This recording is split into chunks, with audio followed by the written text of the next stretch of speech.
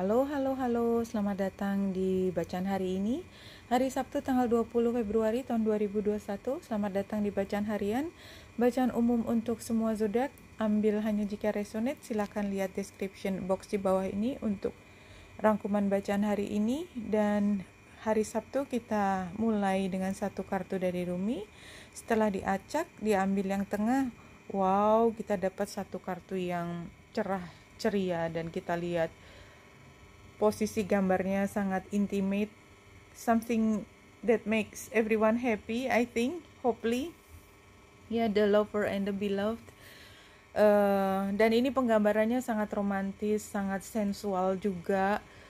Tapi kalau kita baca, karena ini juga Rumi, selalu ada di balik dari keintiman tersebut, the lover and the beloved. When you move beyond consciousness, you caress the beloved. Ya, jadi kalau kita keluar dari consciousness itu artinya kita tidak lagi menggunakan logika, kita melakukan semua demi cinta.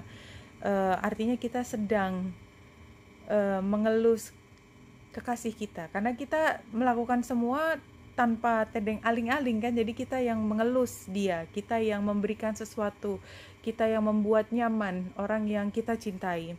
When you move into the unknown, beyond everything, the beloved caresses you. Jadi kalau kita berani mengambil satu keputusan di mana tidak ada jawaban yang benar dan salah di situ, itu hanya di unknown semua, dan kita seperti rela mengambil risiko apapun yang terjadi, beyond everything. Kita sebenarnya tengah mendapatkan pelukan yang luar biasa, ya. The beloved caresses you, artinya itu menangkapmu dengan sepenuh hati, dengan segenap jiwa dan raga, kira-kira seperti itu. Tapi karena ini Rumi, tentunya kita bicara tentang hal yang lebih spiritual. Jadi artinya ketika kita tahu bahwa perjalanan kita sedang mengarah ke tempat di mana kita tidak bisa tahu di mana ujungnya, tapi kita yakin bahwa itu adalah yang diminta oleh kekasih tanda petik kita, ya. Dan kita lakukan hanya karena kita tahu bahwa kita ciptaannya dan begitu besarnya cinta kita, tanpa harus ada penjelasan apapun. Kalau itu yang harus kita lakukan titik. Nggak ada pertanyaan berikutnya. Itu artinya kita sedang masuk ke dalam pelukan yang begitu besar, begitu indah. Itu yang dimaksud di sini. Tentu saja selain makna yang barusan saya katakan, ini juga mudah-mudahan menggambarkan bahwa ada satu kesempatan di mana kita bisa menunjukkan betapa besarnya cinta kita, dan karena kita itu adalah banyak pihak, kita yang lain di situ juga menunjukkan betapa besarnya cinta kepada kita, dan kedua cinta itu bertemu. Amin. Who doesn't want that? Yay. Yay, saya mau teriak. Oke, iya, gambar cincin. What else? Ini adalah satu kesepakatan, dan gambar cincin itu menunjukkan memang ada satu, ya kayak betrothed, ya, kayak bersama. Sebelah kirinya juga, karena kita mungkin sudah siap, kita udah punya semua yang kita butuhkan untuk kita berani mengatakan ya. Dan sebelah kanan juga, it was blessed, ya, blessed.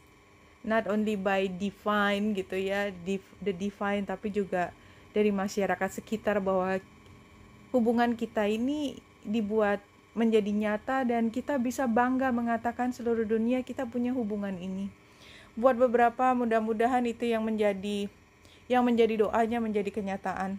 Dan di sini the gatherer, gambarnya adalah, ini penggambaran dari orang yang dia punya, ini kan buah apa sih, pumpkin itu, bijinya itu akan ditanam, dan kita lihat dia juga dilingkupi dengan semua tanaman-tanaman itu. Nah, kalau saya lihat baca di sini, grains itu kan sebenarnya kayak, grains itu kan termasuk beras, ya, gandum dan lain sebagainya. Nah, itu kan kita dapat dari bumi, ya, dan itu adalah menandakan abundant, ya. Jadi kayak gambar ikannya tadi kan menggambarkan abundant, dan abundant itu kan dimulainya kalau kita kiaskan dengan Mother Nature itu adalah seeds, biji-bijian, nuts, kacang-kacangan, berries ya. Berries itu kan, strawberry itu kan di satu buah itu ada berapa biji di situ, banyak sekali kan. Wild greens where the ordinary person sees only barren soil. Jadi ini adalah ketika kita melihat tanah yang masih kosong, yang orang hanya bisa melihat, ya belum diapa-apain lahannya. Karena orang tersebut menginginkan sesuatu yang instan diberikan kepada dia. Nah, ini adalah jiwa yang bukan begitu. Dia melihat tanah itu sebagai satu potensi, sebagai peluang, sebagai sesuatu yang menggerakkan, aku ingin mengkreasikan sesuatu ke situ. Jadi, buat dia menciptakan, mengembangkan, menata menjadi sesuatu yang dia sukai itu jauh lebih berharga daripada dia menerima jadi ya tanah tadi misalnya, karena dia berharap sudah ada rumah kalau orang lain, tapi dia enggak, dia melihat bahwa kosong itu sama dengan potensi untuk dia berkreasi. Jadi kalau hari ini kita melihat sesuatu yang benar-benar masih awal dan kita semangat melihatnya, ya itu adalah energi the gatherer-nya itu. Nah, Gaia's Garden, jadi lagi ya, ini tentang abundance yang digambarkan dengan biji atau benih ya. Gaia's Garden ini fruition, abundance, reaping what you sow, itu kan sendiri kan menunjukkan bahwa kalau kita lihat gambarnya ini kan penggambaran Taurus ya, dengan tanduknya, perempuan yang tersenyum dengan baju mewahnya itu Taurus ya. Taurus atau the Empress itu Taurus energinya. Ini kan kita sebenarnya adalah orang yang seperti tadi the gatherer itu. Somehow saya sedang bicara dengan orang yang membawa sifat itu. Kalau teman-teman yang membawa sifat hanya ingin mengambil secara instan, barangkali nggak relate, dan kalau nggak relate juga nggak jadi masalah kan, banyak bacaan lain juga, kalau nggak cocok ya sudah gitu kan. Nah, ini buat teman-teman yang itu, yang memang melihat kesempatan baru sebagai satu anugerah, karena dengan demikian punya kesempatan untuk mengkreasikan sesuatu, melahirkan sesuatu yang benar-benar unik kita dan dikenal sebagai kita sampai kapanpun. Nah, ini adalah waktunya ya, cycles of growth, natural law, dan divine order. Memang sudah saatnya kita melakukan hal tersebut. Untuk apa? Di sini ada the well watcher. Tadinya saya berpikir, karena ini kartunya jumping kan, jadi saya sudah bisa melihat dari awal. Wisdom, power of the divine berkali-kali keluar. Jadi ini memang waktunya kita untuk berkreasi, mulai dari nol, dan tidak ada kekayaan yang hakiki kalau kita tidak mengupayakannya sendiri. Kalau sesuatu ya isi come, itu sama dengan isi go juga. Nah, kalau kita mengupayakan dengan segenap hati, maka itu semua akan menjadi milik kita dan gak ada orang yang bisa merebut, karena itu semua marknya, semua tandanya, itu nama kita ada di situ. Gak mungkin diambil alih dengan semena-mena, gak mungkin. Apapun yang terjadi di setiap langkah, di situ ada nama kita, ada mark kita. Gak mungkin untuk diklaim sebagai orang lain yang melakukannya. Tidak, semuanya pasti ada tandanya. Ya, dan ini juga mengatakan karena kita mengupayakan, maka kita sedang membangun wisdom, power of the divine itu. Dan ketika saya membaca well atau sumur itu kan tempat kita menimba, mengambil sesuatu yang sangat bermanfaat. Dan di sini yang ditimba adalah wisdom, power of the divine. Dan di sini the well watcher signals the need to go within to contemplate the true source of power in the world. Di mana? Di diri kita. Power itu adanya di diri kita. Di setiap orang punya power, tetapi tidak semua orang mampu mendalami hal tersebut.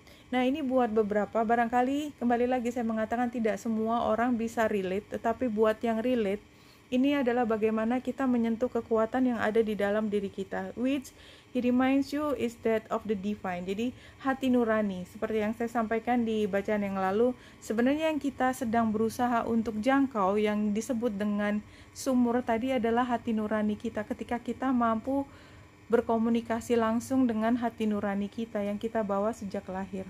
This is a message to let you know that you're being called to the well. Jadi sudah ada panggilan, hati nuranimu sebenarnya menarikmu untuk lebih memperhatikan power yang ada di dalam diri. And this unseen power will be there and will be yours to align with.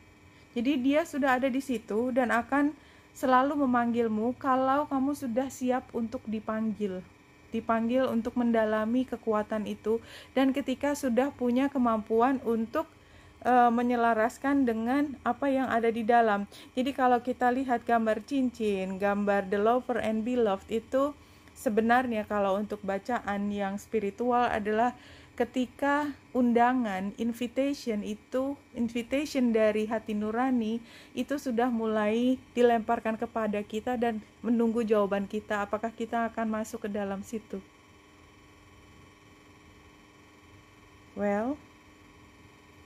Well, ya, bulan yang trine dengan Saturnus. Oke, satu hal sebenarnya yang ingin saya sampaikan adalah Uranus yang square dengan Saturnus, dan ini sudah lama, sepanjang bulan Februari ya, sampai terakhir juga sepertinya masih, karena itu dua planet yang gede, lama bergeraknya dua-duanya. Tapi lebih lama lagi Uranus daripada Saturnus. Saturnus itu ada di satu zodiak selama 3 tahun. Kalau Uranus ada sekitar 7-8 tahun. Ada yang 9 tahun kalau memang retronya panjang. Nah, ini sendiri menunjukkan bahwa ada situasi tension, situasi yang bergejolak di dalam hati yang sedang memaksa kita untuk menjadi rebel, pemberontak. Memberontak terhadap apa? Terhadap Saturnus. Terhadap aturan atau kebiasaan, tradisi yang sudah lama terjadi. Dan ini semakin kuat dirasakan karena dia membawa energinya Taurus, energinya bumi. Dan tadi juga Taurus keluar di bacaan hari ini, barangkali juga seperti mengajak kita berpikir tentang fondasi kita yang pada saat ini sampai ke titik core-nya. Jadi kalau kemarin yang diguncang itu adalah lingkungan kita, kayaknya hari ini yang diguncang adalah core-nya tadi, hati nurani kita. Seperti mengguncang, kemudian seperti memanggil, invite kita untuk mengenal hati nurani kita lebih dalam. Ya, kembali lagi, bahasa saya mungkin agak nggak terlalu mudah dipahami, atau mungkin teman-teman nggak senang membicarakan hal ini. Seperti biasa saya sampaikan, kalau memang nggak relate, it's okay. Saya hanya membaca apa yang saya lihat, ya. Kalau misalnya tidak cocok, mungkin hari besok akan berbeda. Jadi it's for you to decide ya. Tapi saya akan meneruskan apa yang saya baca sesuai dengan logika saya, karena saya membacanya semua pakai logikanya saya. Ya, you've done everything. Sekarang nggak tahu mesti ngapain lagi. Kayaknya mau jalan terus ke cara yang biasa nggak mungkin. Tapi somehow kita juga belum tahu bisa keluar dari sini gimana caranya, karena yang kita bisa lakukan adalah mempertahankan apa yang sudah biasa kita lakukan. Jadi sebenarnya kita sampai pada titik yang belum bisa menjawab, tapi invitation itu udah datang. Invitation itu sudah datang, but we don't know how to respond that. We don't know how to respond that. Terus kita mau ngapain? Lalu gimana caranya? Kemudian kita buntu lagi. If you give up your obsession with time, you will grow younger and healthier with the passing years.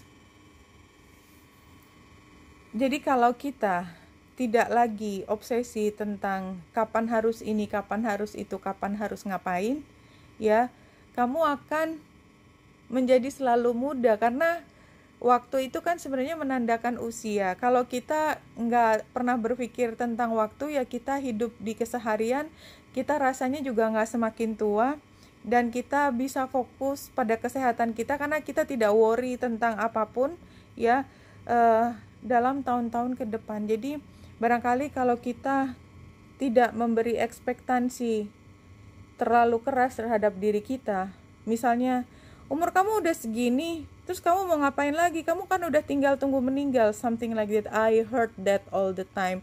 Saya paling gak suka itu dan saya tersinggung biasanya kalau ada orang ngomong gitu, karena itu kan artinya mengecilkan arti kehidupan. But it happens all the time.